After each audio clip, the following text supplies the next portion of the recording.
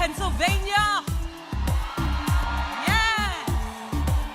Yeah, we're going to take this home. We are going to elect Kamala Harris and Tim Walz to the White House. That's right.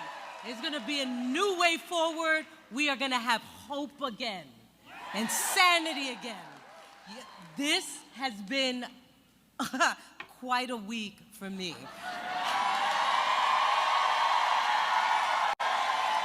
For this Puerto Rican girl from the Bronx. Okay. Just last Sunday, I was on stage at the Emmys because I became the first Latina to win an Emmy for Best Supporting Actress in a Comedy for playing Tina on The Bear. 76 years, and I'm the first. Thank you. So now, pa'lante. So now that I know something about making history, I am here to tell you that we can make history again by sending Kamala Harris and Tim Walz to the White House. Yes. Si se puede. That's right. Because like so many of you, I am on this stage today because of the hard work and the sacrifices our ancestors made. My grandparents came to New York from Puerto Rico by boat starting in 1919. I know they had big dreams for us all, and I wish they could see who and where we are today. Latinos make up 20% of this country.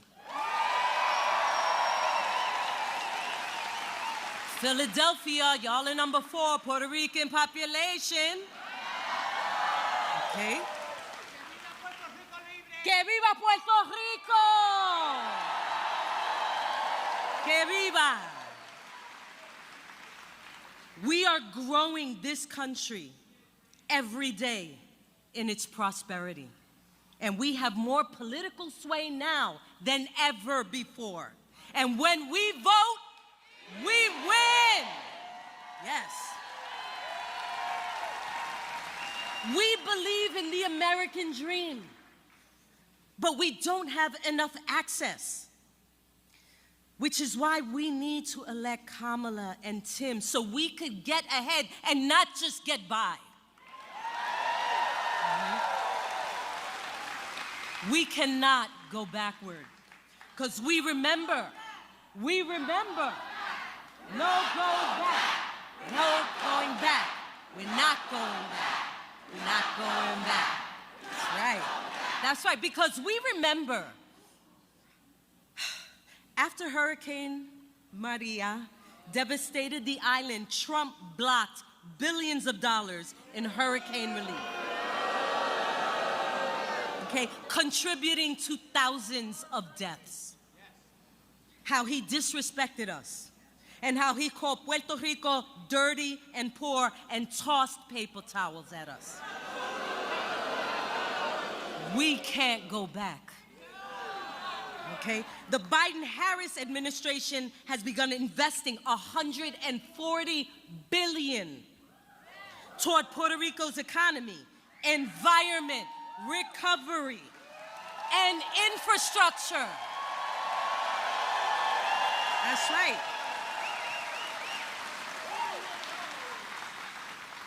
Kamala Harris and Tim Walz respect Puerto Rico's right to define its own political status. Trump opposes it. Okay? Remember, he wanted to sell or trade us for Greenland. Right? We don't forget. We cannot, for all Latinos, we cannot go back to witnessing our children being put in cages. To bring back policies of family separation and mass deportation. That's Project 2025. We need to elect Kamala Harris and Tim Walz so they could restore reproductive freedom in this country.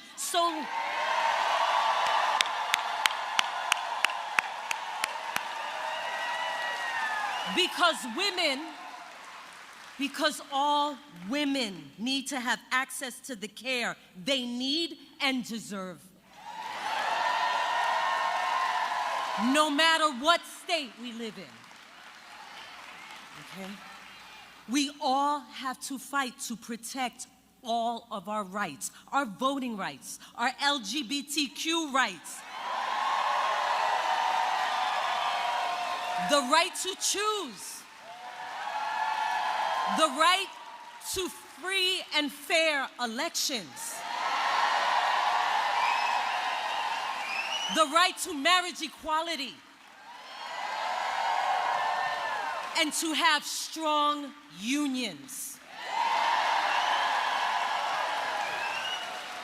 We have to vote blue down ballot at this election and every election.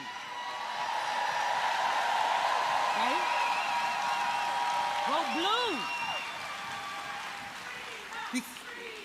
Free help, free help, free help, free help, free help, free help. Yes. Vote, vote, vote. Register and vote. And we can't wait because this election is happening now. So for all Latinos out there, for everyone out there, can I count on you to stand up between now and November? Yes. Will you stand up and organize? And post on your social media? And volunteer and make those calls? And knock on those doors to get everyone registered and voting? Will we do that? Yes. Freedom. All right. Pa'lante. Thank you.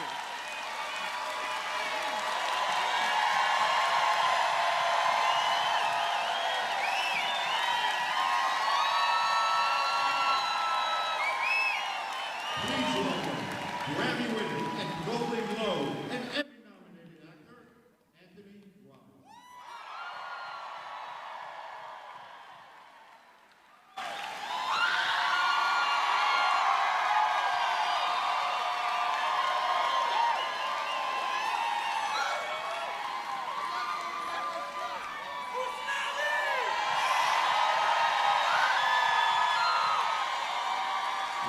What's up, Pennsylvania? What's going on? I said, what's up, Pennsylvania? What's going on?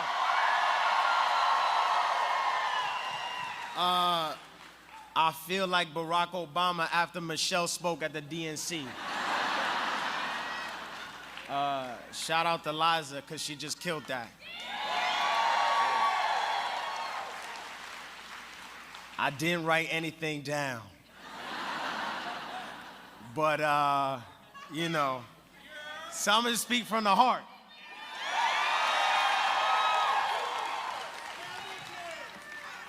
Vote for Kamala Harris and Tim Walz, first of all.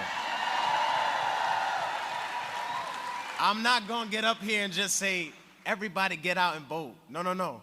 Everybody get out and vote for Kamala Harris and Tim Walz.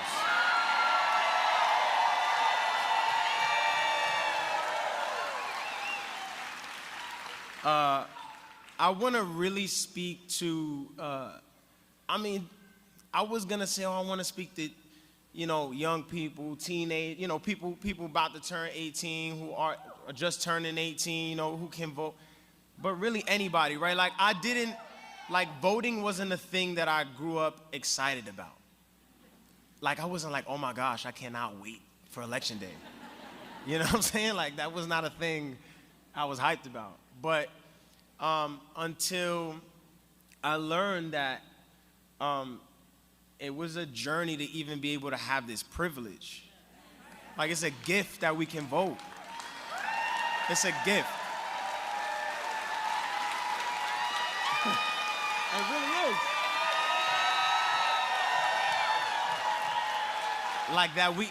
That we get to pick our public officials. We get to do that. And, for so long, I just felt like what I have to say doesn't matter. I'm just one person, who cares? Who cares about what I have to say? Why am I gonna stand in line and cast a vote that doesn't matter? You matter. Say it again. You matter. Look how many people are in here right now, right? You're way louder together than you are if you're by yourself. We're together, we're here, right?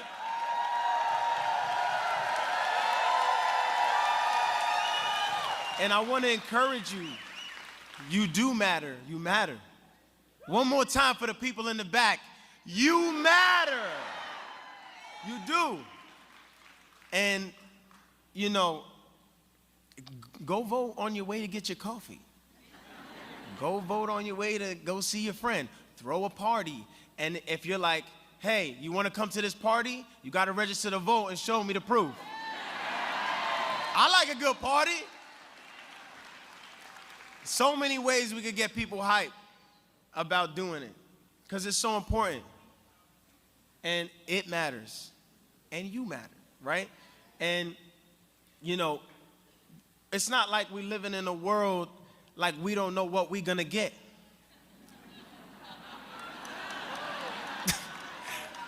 We know what we're going to get if we vote the other way.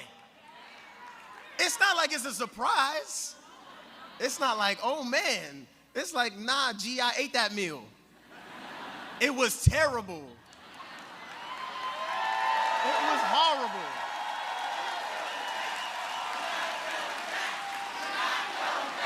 We're not going back. We're not going back. We're not going back. We're not going back. We're not going back. So, I want y'all, I just want to say that, again, it's a privilege we get to vote. It's such a blessing. It's so powerful when we come together in this way.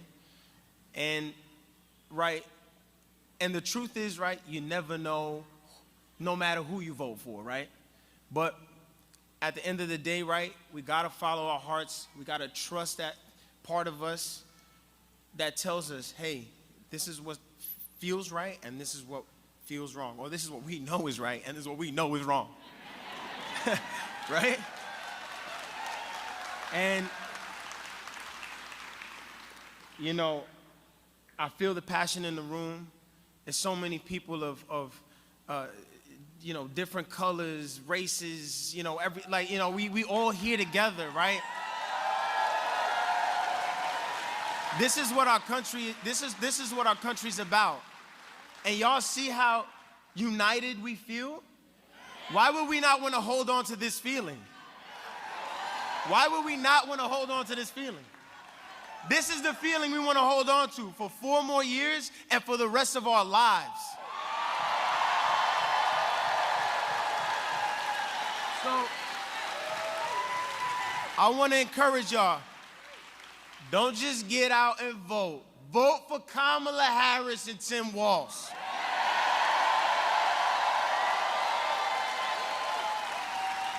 Because one more time for the people in the back. Why? Because you matter. Thank y'all. God bless.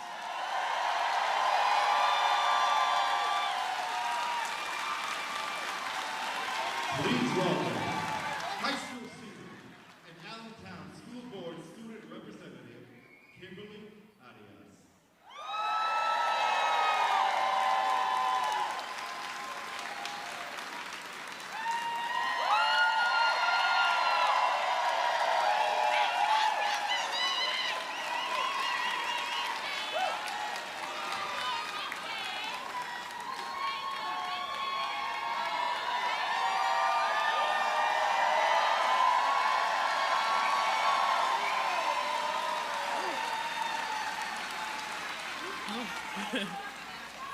Well, hello.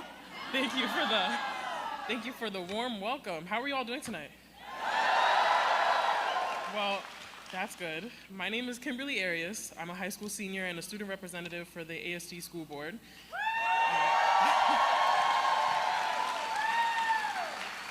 A little about me: this spring I'll graduate with a high school diploma and an associate's degree thanks to Lehigh Carbon Community College Early College Program.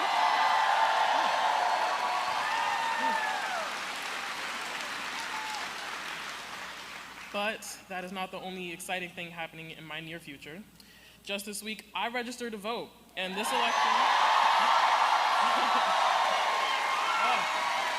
Thank you.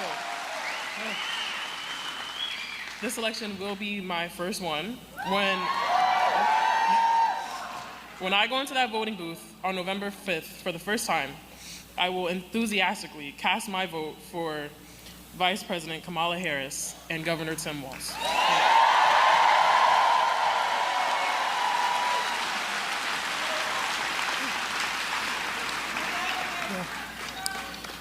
For young people and Latinas like me, there's so much stake at this election. We young people know that our most basic freedoms are under attack and on the line. Kamala Harris understands this, and as Vice President, she has taken this decisive action on the issues most important to young people. She helped deliver historic debt relief to over 5 million Americans, and will keep fighting to take more stress off students' shoulders.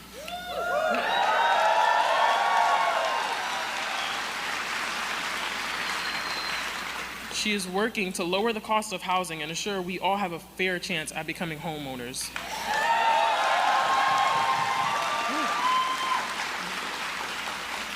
She has taken on the NRA and fought for common sense gun control. She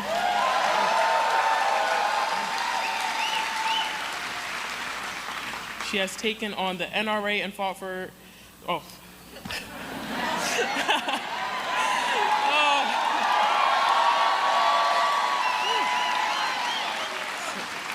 am so sorry for that.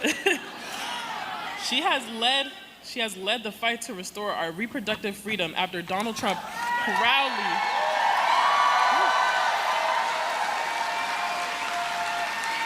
She has fought to restore our reproductive freedom after Donald Trump proudly overturned Roe v. Wade. Governor Walz also understands us. As a governor, he's lowered the cost of insulin to $35 per month, eliminated junk fees, and signed paid leave into law so that parents can take care of their sick families without losing their job.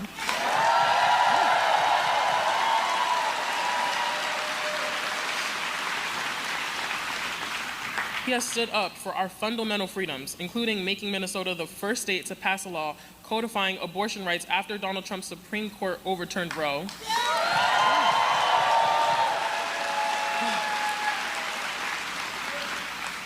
Now, what exactly has Donald Trump done for young people?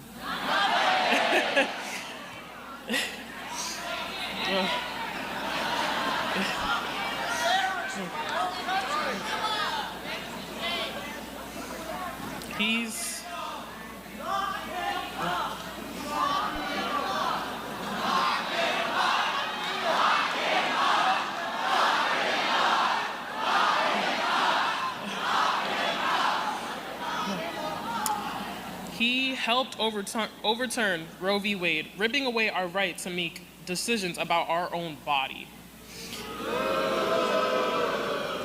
He has given massive handouts to his rich friends and stuck our generation with the bill.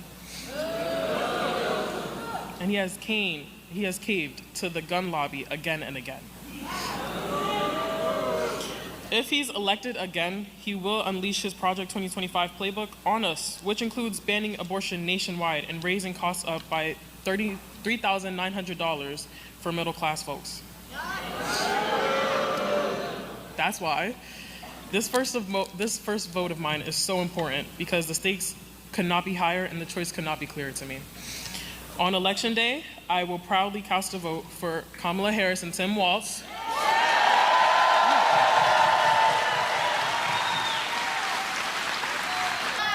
As the Vice President says, we are not going back. We are not.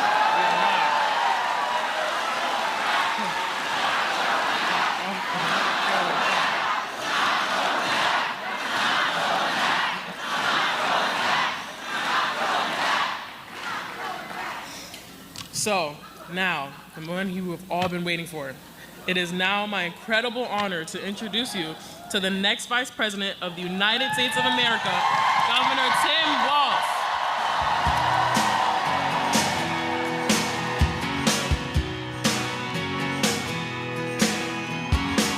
Well, I was born in a small town, and I live in a small town.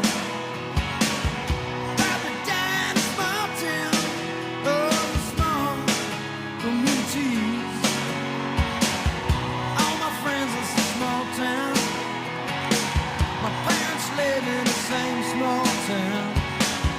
My job is a small town, but that's a little opportunity. Whoa!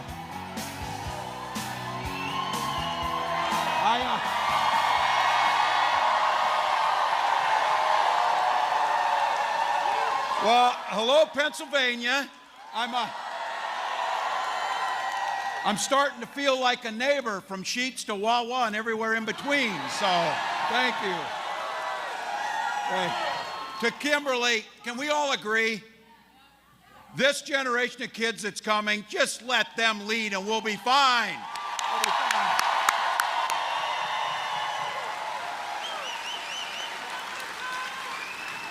And you guys back here know you're on TV all the time, right? Yeah. Great. Big thank you. Got a chance to meet the mayor of this great community. Thank you, Mayor Reynolds. And I'll tell you what else we have to do. To all the things we're going to talk about building a fair, a way forward, an opportunity economy, President Harris is going to need to have the House of Representatives. Send Congresswoman Wild back to the House of Representatives.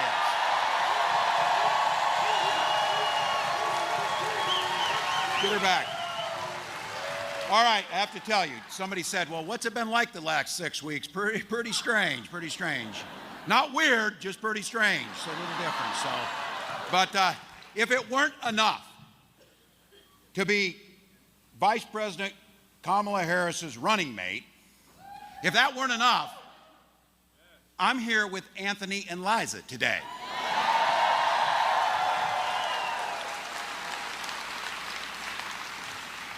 No old white guy could ask for more. Trust me, so. Yeah. I also, so all of you know, I'm always out there, spotting talent and stuff. Can we all agree there's a second career for Liza and Anthony here at some point? And yeah, they're great at what they do, but that type of passion, that type of vision, incredible. So all of you, Minnesota and Pennsylvania do have a lot in common. But I am quick to point out Super Bowl rings are not one of them. So, hey, Vikings are 2-0. Give me this moment. So, but look, these two states do share a lot of history. It's the history about building this country. American steelworkers have long been a path to our economic strength and our arsenal of democracy. Steelworkers have always had America's back. Vice President Harris and I will have their back. Here's the connections. Here's the connections, people. I'm a geography teacher for 20 years. By the way, thank you to the folks at Freedom High School for having us right here.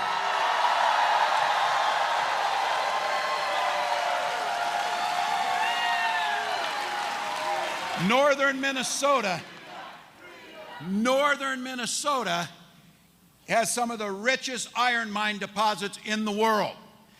That iron from the northern Minnesota Iron Range fueled the steel mills here right in the Lehigh Valley.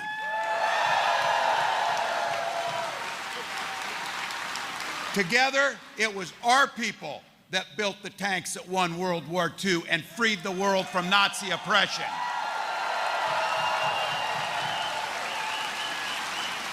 And I don't know if you noticed that Nazi tyranny. We got folks running as Republicans for governor that are proud to refer themselves as Nazis. Let's not pretend that there's a gradual difference between the folks that are running here, that they're running together. Across this country, we forged the bridges, we built the highways, we built the skyscrapers, and we are still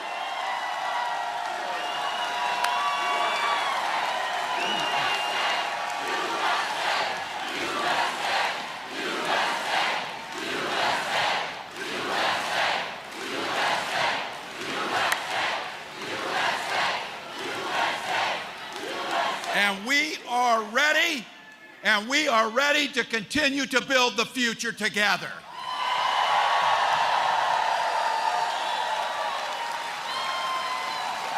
Another proud part of our two states' heritage is we have a long history of being home to Puerto Rican and Latino families who chose to start their lives in our state. They grew our economy, and every single day, their presence in our states and our country make us stronger and better.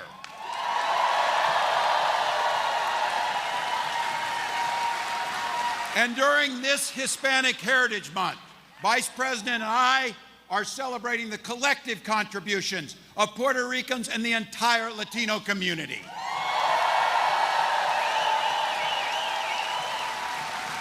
And for so many of their families, we recognize a painful anniversary of the landfall of Hurricane Maria, which continues to have a devastating impact. In March, Vice President Harris visited San Juan. She pledged to continue supporting the reconstruction. And when she and I are in the White House, you can count on our support. Now, to all of you, it is a beautiful fall day in eastern Pennsylvania. You could have been anywhere. You've got kids at soccer practice. You're ready for football. You're doing things at home, and it's a day off. But not this crew. You chose to come here.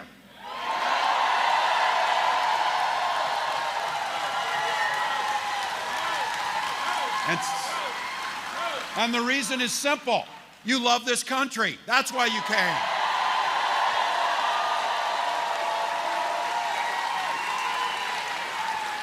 Kamala Harris understands that. She understands what it means to serve. From her first day as a prosecutor, a district attorney, and then Attorney General of the state of California, and Vice President of the United States.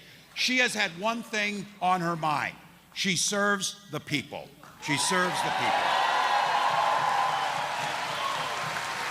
Her job is to serve and protect those people, whether it was taking on predators and fraudsters trying to cheat people, or whether it was taking on transnational gangs and greedy corporate interests. She was there and never hesitated to work with anybody across the aisle to get things done for the American people.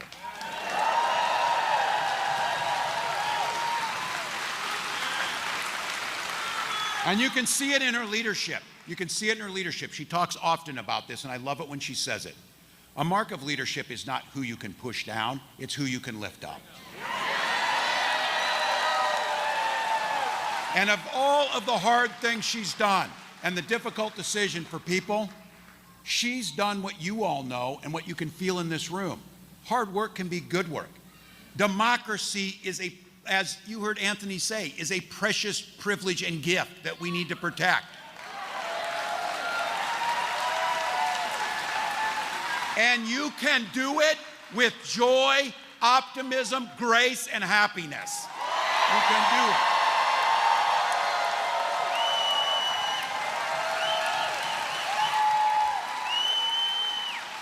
I'm proud to be a part of this fight with her. I am proud. She oftentimes talks about it. Look, Tim and I grew up geographically a long ways apart, from Oakland, California, to small towns in rural Nebraska. I grew up in a town, now when you come from a small town, you heard John Mellencamp's music playing, you out small town people. I had 24 kids in my graduating class. 12 were cousins. But what you learn is your community is your family. You take care of one another. You look out for them. You lift them up. Kamala Harris says that. We didn't grow up in the same place, but we grew up around the same people. People who worked hard for a living. People who understand how to pay their bills and wanted to see their children get ahead. Understood, as Anthony always talks about, the power of a teacher in public education to make a difference.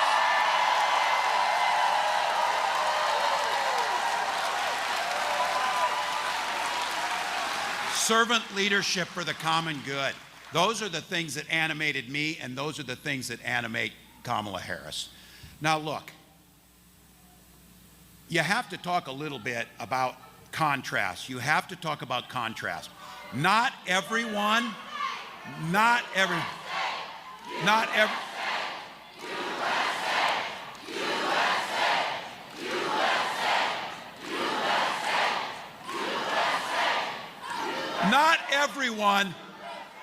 not everyone is going to see the world the same way. But there's a set of core values that we share. Things that animate our service, things that lift us up together. Now, I want to tell you something. You know politics. We've been in politics. We know that there's no expectation that there will be 100% agreement on things, but there's shared values. And the one thing I will tell you, a remarkable thing happened.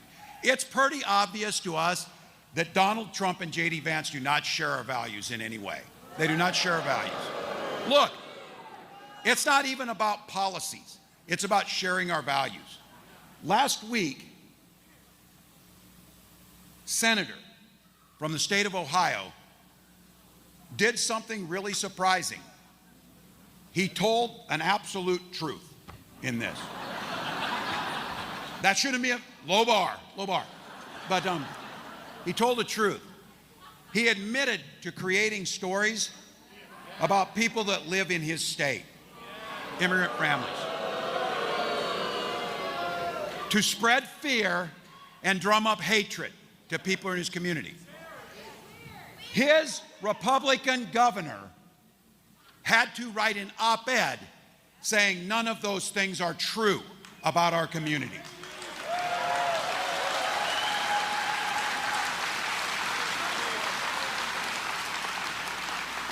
But he says if he can't say these things, it's censorship. Well, let's understand what he's talking about here. Censorship is when they want to ban books, by the way. That's censorship. What he did had consequences. And those consequences was that same Republican governor had to send state law enforcement to escort kindergartners into their school to learn. So let's just be clear, starting at that point. We can think about and extrapolate from that. They're probably not telling the truth about a lot of things if they're not telling the truth about that. Now, there's always motive. I guess if you were going to be generous, you could say, well, I can't blame them. I can't blame them that they're not telling the truth. They're not telling the truth.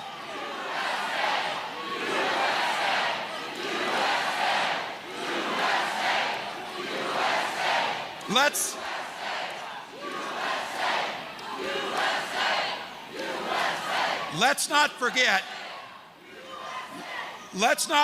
folks, and I said if you're being generous, it is going, elections have consequences. And let's not forget in this, we've got a little over 6 weeks to go, and it is a binary choice. It is Donald Trump or Kamala Harris.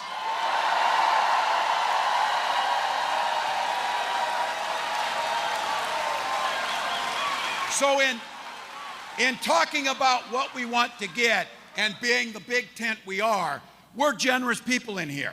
I said I can almost see where you would say, well, I can kind of see why Donald Trump's not telling the truth.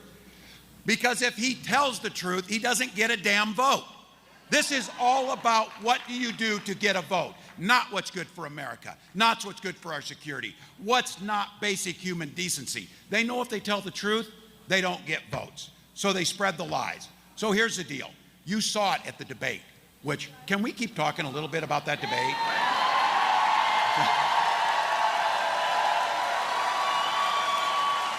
I do want to say something about the debate, which people saw. There were people, and look, some people aren't paying a lot of attention to things yet. I know it's hard to believe you're engaged in politics, but a lot of people were there. And I had some people, and they meant it as a compliment, but listen to how they say this and the work we have to do. They said, my God, Kamala Harris just did fabulous. She knew the issues and she was wonderful, and she laid things out, except she says this. They say this to me. Oh, I'm so surprised she did that. I'm like, oh. Why would you be surprised? Why would you be surprised that this incredibly talented, effective, compassionate leader would be compassionate and leading?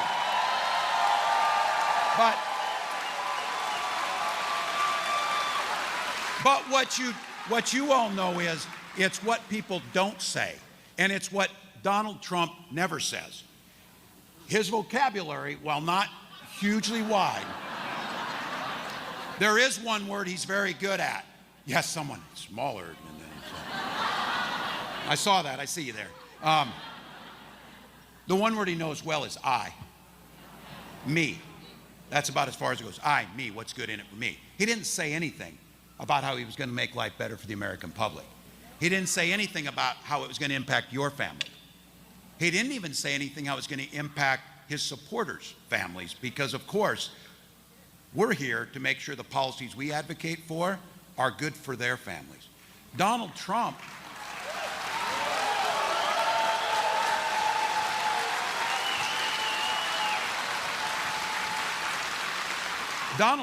yesterday called us the enemies. I would never call him the enemy. He's an 80-year-old man who's wrong, who has not the interest in this. We want to win this election, as I oftentimes say, is you don't win elections to find yourself in another election. You win an election to improve people's lives.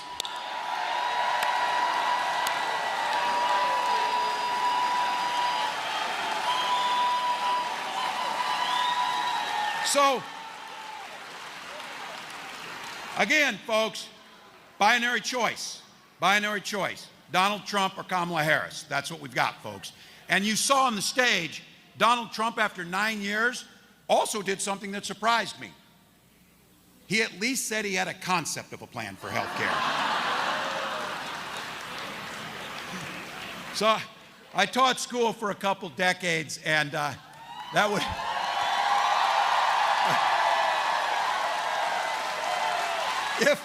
If I would have gotten that excuse, I would have said, go back to the drawing board. That's not going to work. That's not going to work. But look, their concept of the plan is to get rid of the Affordable Care Act. The very thing, think about it, the very thing that protects us from insurance companies denying our care for a pre-existing condition. The very thing that ensures your children can stay on your health care until they're 26. If you don't think that matters, if you don't think that it matters, in Minnesota, we passed a bill called the Alex Smith Insulin Act.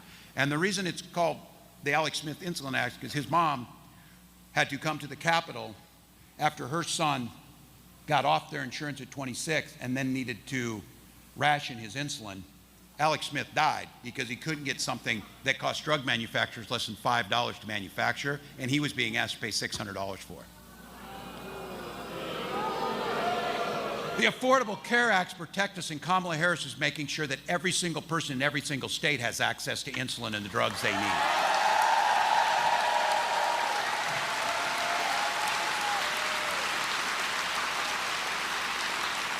I saw Senator Vance lay out the concept of the plan like this has never been tried before. Well, it doesn't make sense that young and healthy people have to have insurance and pay for it because they're not sick. We should just have pools for sick people. Do they know how insurance works?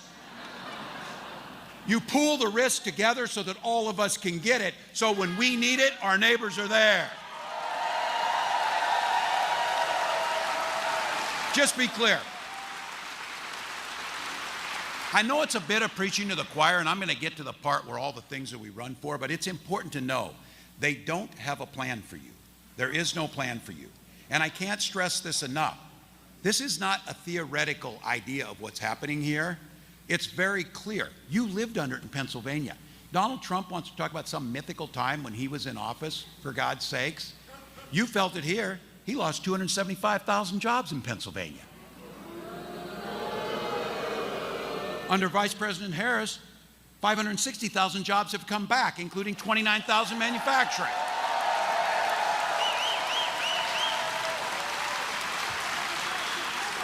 People are reinvesting in this great state. You saw $500 million by Pratt Industries helping 2 facilities right here in the Lehigh Valley get started. Great job.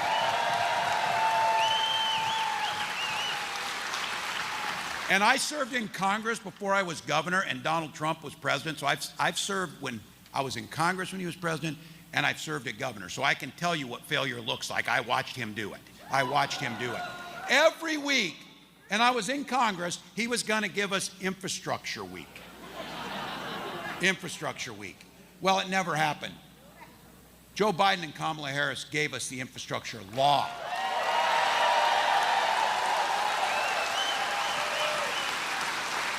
Provided millions of dollars to that airport I just landed at right out there that they're able to invest in. So look, she's laying out a plan what an opportunity economy looks like. We know how this works. Our economy works best when it's fair. We have a saying in Minnesota, we all do better when we all do better.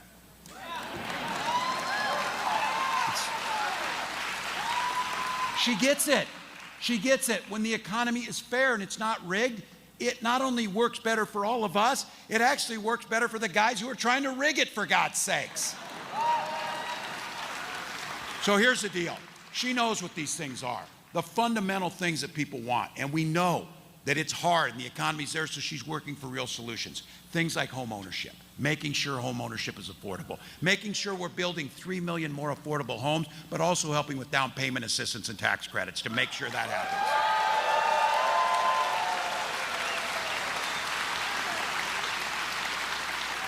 We did it in Minnesota, and we're seeing more homes, and rents actually went down 4%. Where is rent going down? It goes down when you're able to create more housing. That's what ends up happening.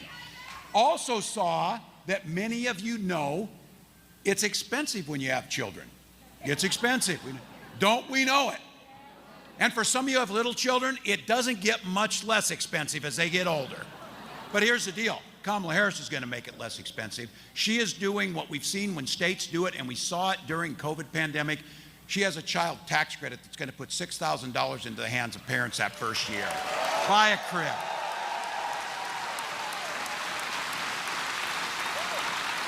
Think of it. Americans aren't asking for that much. They're asking to be left alone. They're asking to be able to make a decision. They're allowing to ask for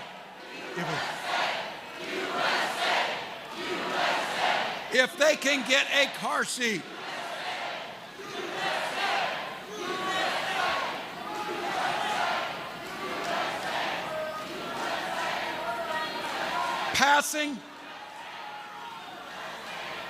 Passing a child tax credit, by passing a child tax credit, you reduce childhood poverty by 1/3.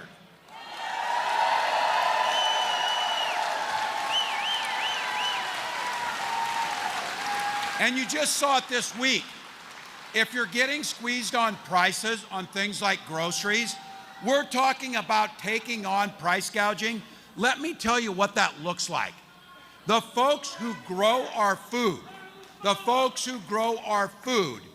farmers, corn is about $4.10 a bushel. It takes about $5 just to break even. Farmers aren't getting rich off what's happening right now.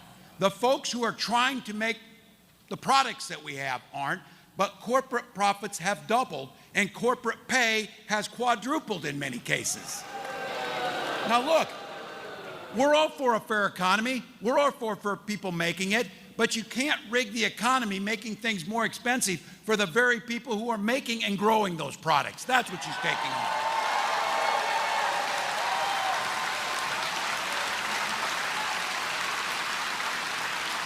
And just this week, the Biden-Harris administration is taking on Big Pharma because they're still trying to drive up the price of insulin and overcharge because we don't have a national $35 cap on that.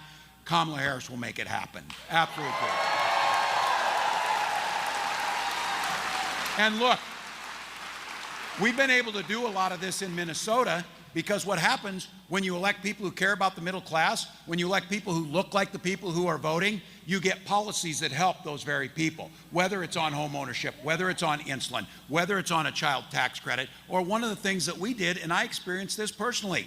When I was growing up, my father got cancer, and I watched my mom, who's a stay-at-home mom, barely be able to stay in her home because of the medical bills that nearly destroyed her. She had to go back and work just to pay down medical bills for about a decade. Kamala Harris is putting in what we did in Minnesota, providing relief from that so they can't report you to the credit union, they can't charge you outrageous credit, and they can't bankrupt you.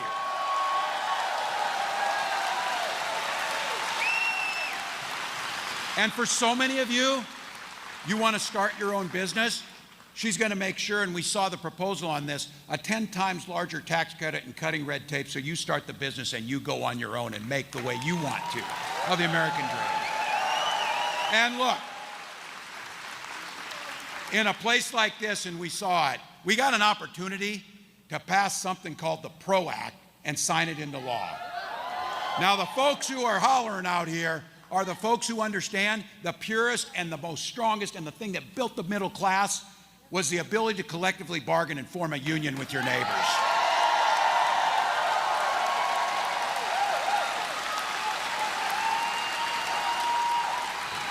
I've been told that I am, for decades, a card-carrying union member of our state's teachers union, which I was.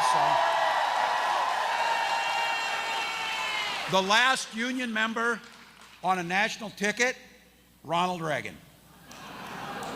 I promise you I will not lose my way. I will not lose my way. You know what's interesting too? I was also told that I may, teacher, working and serving as governor, that I may be the poorest person who's ever run on a national ticket.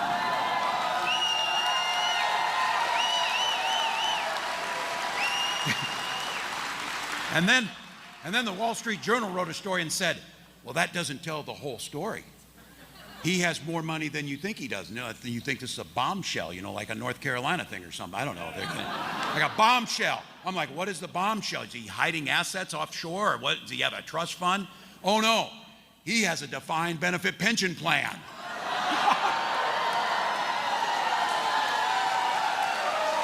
Our wish, Vice President Harris, and my wish is that every American had a defined benefit pension plan.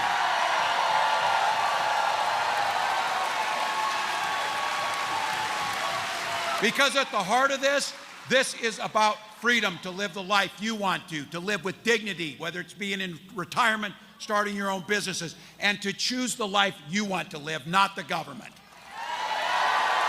Now, I see some of you, I see some of the older folks here can actually remember, and it's like telling the young people, there was a time when Republicans talked about freedom, they actually meant it. In the long ago time, it feels like. Because right now, when they talk about freedom, the freedom of government to be able to invade your bedroom, the freedom of government to invade your exam room, the freedom of government to invade your school libraries and take them. Look, they spend a lot of damn time trying to ban books. We spend our time in Minnesota banning hunger by giving free meals to our kids. So.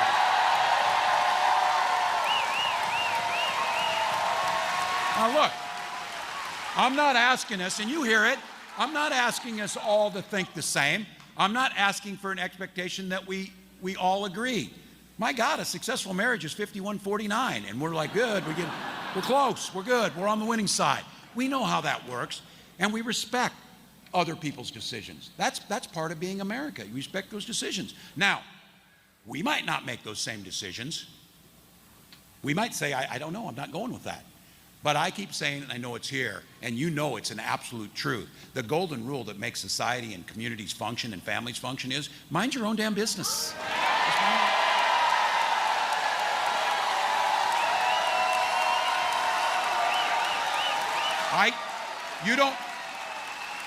You don't need me.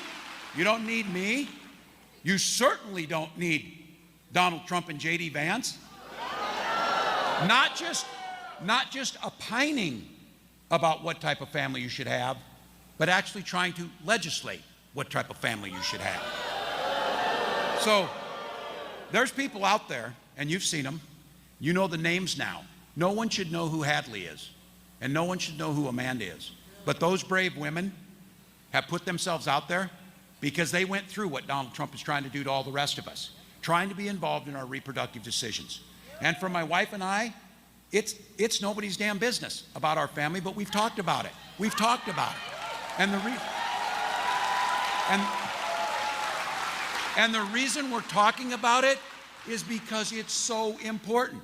We tell the story, my wife and I, and this should be private and personal, but they make it everybody's damn business that we weren't able to have children and we're dealing with infertility. So we were lucky enough, because I had a union that got me health insurance, we were able to have access to those fertility treatments. And some of you heard me say this. And when that daughter was finally born, we named her Hope, because it's the most powerful word. Her and her brother Gus are our whole world. That is our decision and the things we had to go through. Make no mistake, they're not stopping at abortion access.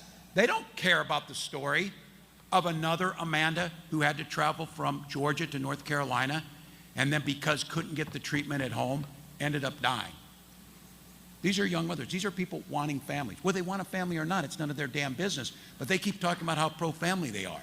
You know what? Spend a little less time trying to ban books in our schools and try and ban assault weapons in our schools. That might be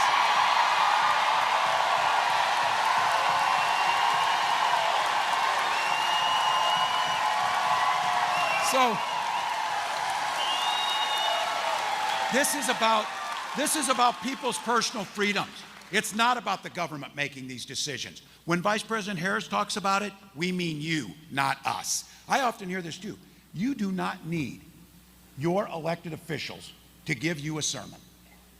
But you should damn well expect us to try and live one. That's not so hard.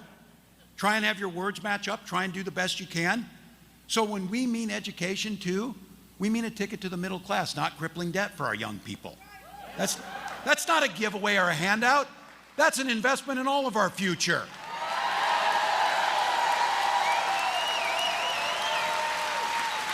And of all the things out there, they want to talk about government spending. They should, because Donald Trump added more to the national debt than any other president ever, so that's just factual. But you know how they get in there? I always tell this one. They say government doesn't work, then they get elected and prove it. That's what they do. That's what they do. Because they know when they give tax cuts to the wealthy, then they can go after things that other people really care about, like Social Security and Medicare. Then they can try and claim that the national debt is the fault of Social Security and Medicare. And I get it. They don't give a damn about Social Security and Medicare. Why would they? If you have $1 billion, you don't worry about Social Security and Medicare. We do. My mom does. My 89-year-old mom does, because that's how she pays for her living expenses. It's pretty damn important. And oh, by the way, my dad and her worked their whole lives to get that, and I'll be damned that if we give a tax cut to billionaires and undermine that.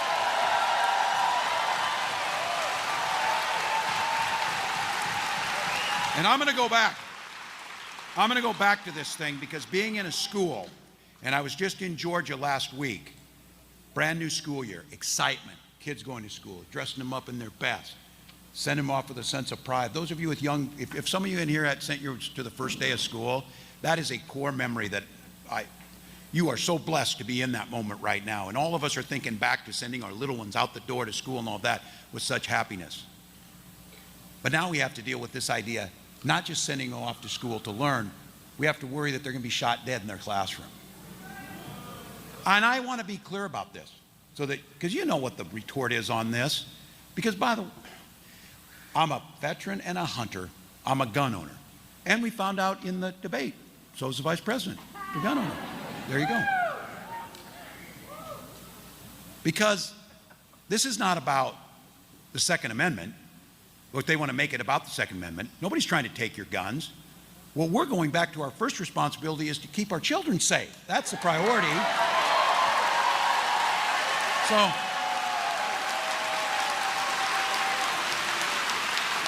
So I struggle with some of this. I struggle with this idea that after one of these mass shootings, Donald Trump said, people just need to know how to get over it. And my opponent said, well, it's just a fact of life.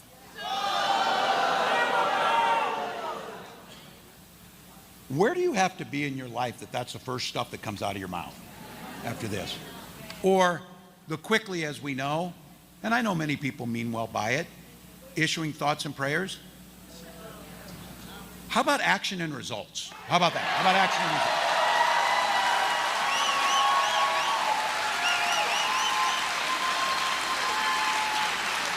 Just be clear. Kamala Harris and I, we believe in the American people. We believe there's nothing we can't accomplish together. Donald Trump and J.D. Vance, we just can't figure it out. Well, then how the hell did every other country figure it out in the world? How did they all figure it out? Because I don't believe they love their children any more than us. I believe they love their children just like us. But they have figured out ways to strike a reasonable balance. Things like we did in Minnesota to have enhanced background checks and red flag laws to get guns out of there, to make a difference.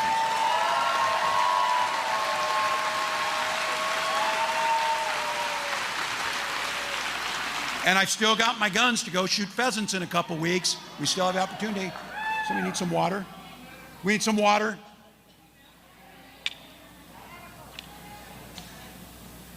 Can we get a check on him? We get someone that, Vin, you got it? Thank you. We've got someone there. We'll make sure, we okay? Getting help. Well, that's what Pennsylvanians do. They help their neighbors. That's what it's about. So that it's hot. It's hot. Get some water. Okay, we'll get some water. It is hot. So thank you all. And again, I'll go back to this. I appreciate you being here. Make sure you're drinking water. Take care of the people next to you. That gave me good advice. Speed up. So there we go. That's good. So I'll bring her home here quick, folks. Look, Kamala Harris made it clear. These guys want to instill fear. They want to tell you that just get over it. It's a fact of life. This is the way it is. She simply has said it doesn't have to be this way. It doesn't have to be this way. We can't afford 4 more years of this, and I've been saying it, this Project 2025. Isn't it funny to watch these guys? Oh, never heard of it in my life. Never even saw it, never knew, never did whatever. I've been saying this. As 900 pages of it, I said as a football coach, when you take the time to draw up a playbook, you're going to use it. They drew up the playbook. They know. But I want to tell you something. It's what and how they think about this. My opponent, Senator Vance, had a quote that you read it and you hear it, you gloss over it. But think about how deeply disturbing this is.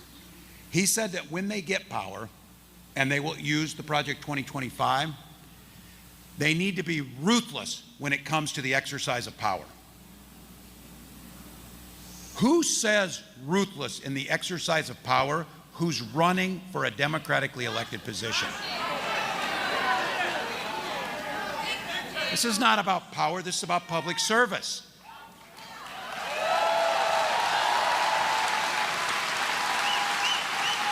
This is not about power, it's about governing. So when they mean ruthless, ruthless means tax cuts for billionaires, once again, that drove up our national debt.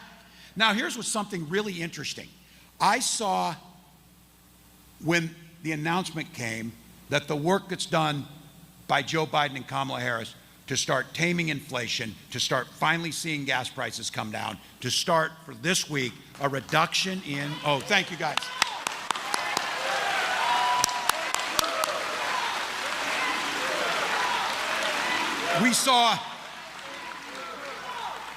We saw Senator Vance lead an audience when he said, well, they reduced interest rates this week.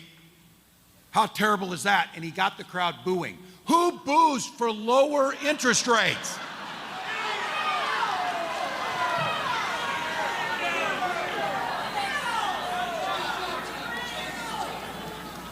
Venture capitalists, apparently.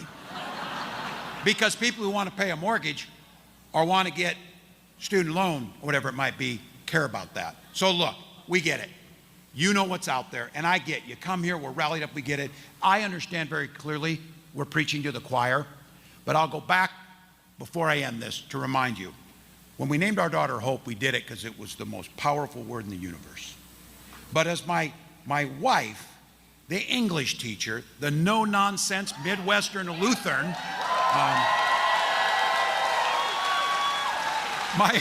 my wife reminds us, hope is not a damn plan. We don't hope we're going to beat Donald Trump.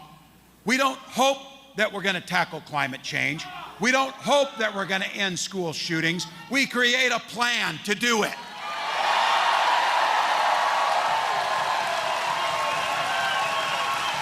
And the privilege we have an opportunity to turn the page and choose a new generation of leadership, a new way forward.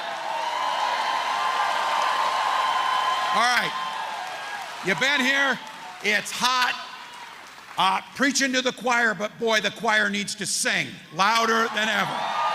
So,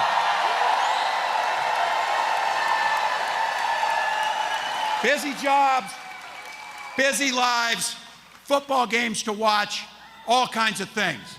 And I'll often tell people, I know it, and they'll tell me, look, and you heard Anthony say it, we were talking, he goes, just didn't know, I'm not really into politics. My response to that is, too damn bad, politics is into you. Literally, your health care, your school's, your child's education, all freedom, all of the things you care about. So look, 45 days to the election. October 21st is the last day to register in Pennsylvania. Here's my quick pro tip. Do what Minnesota did. Same day registration, by the way. Same day registration. Put that up there. But here it is. It's all on the line. 45 days, not just for the next 4 years, but for the next 40 years. 45 days to bring joy back to our politics. 45 days to say we are not satisfied with putting cracks in the glass ceiling. We're pushing President Harris through the glass.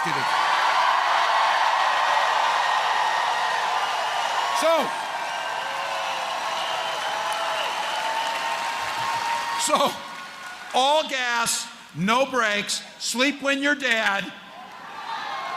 We do it because we love this country, and as the next President of the United States says, when we fight, when we fight, let's go.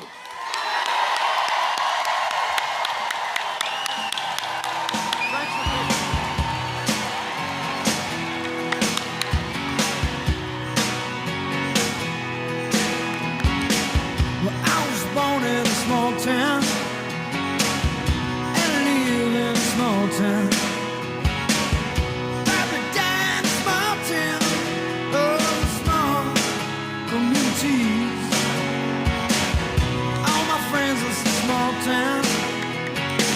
My parents live in the same small town. My job is a small town.